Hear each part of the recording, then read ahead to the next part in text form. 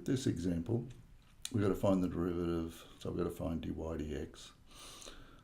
We've got the situation here, we've got the sine of x squared over x to the fourth plus 3. Now, we've got to decide what rule we're going to use, and don't forget we've got product, we've got chain, and we've got quotient rule. It looks like we've got a quotient going on here, but how do we know where to go?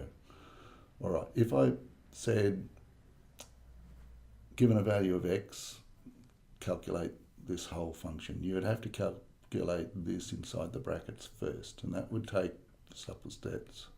So you've got to calculate x squared, then x to the fourth plus 3, and then divide them. So this, if you like, is a function, and then you would find the sign of the answer. So you've got a function of a function, or a composite going on, so you know there's going to be a chain rule involved.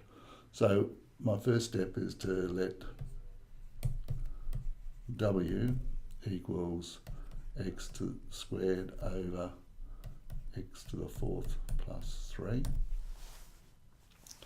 And then we'll say y equals sine w.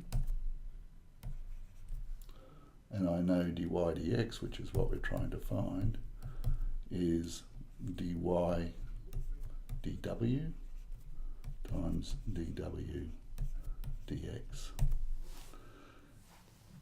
dy dw we can calculate from here. So the derivative of y with respect to w, derivative of sine is cos, so dy dw is equal to cos of w. Derivative of sine is cos. So we've got that. That's good. dy dw. dw dx. If I want to find the derivative of that, it's not just the derivative at the top and the derivative at the bottom, numerator and denominator.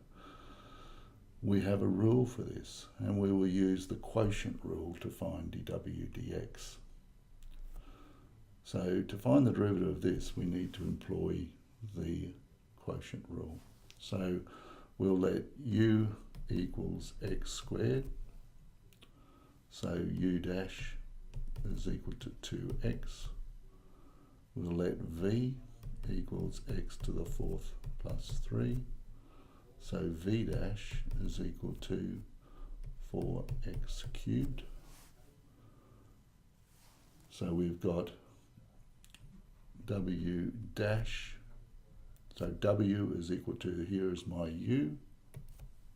This is my u. This is my v. So w equals u over v. So w dash equals, now we need to know, so this is the derivative with respect to x, so we're finding here dw dx, so we're actually going to be able to substitute in for that. So w dash is equal to the rule. We put v squared on the bottom, and we always start with the v. U dash, always minus v dash u, equals, what was v? X to the fourth plus 3, so that's got to be on the bottom squared, and then v goes up the top, x to the fourth plus 3 is v. U dash is 2x minus v dash 4x cubed. U is equal to x squared. We can leave the denominator as it is, x to the fourth plus 3 squared. Remove brackets, we've got 2x times that, which will be 2x to the fifth plus 6x minus 4x to the fifth equals negative 2x to the fifth.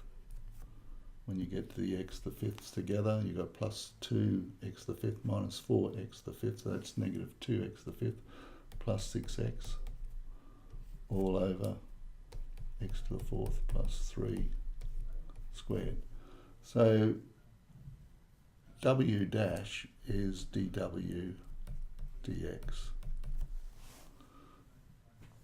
So we've got dw dx now, so we can substitute in here.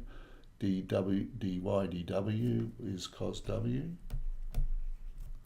times dw dx, which is w dash, which we've done using the quotient rule, will be minus 2x to the fifth plus 6x all over x to the fourth plus 3 squared. And it might be an idea to try and make this look a little bit prettier here. We've got to do a back substitution for w, because we want it all in terms of x, and we've done the substitution that w is equal to that.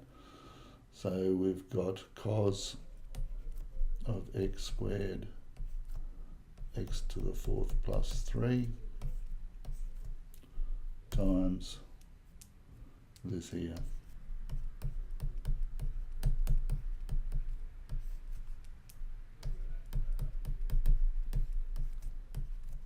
Now we can't multiply that by that. This is one entity in itself, and this is one entity in itself.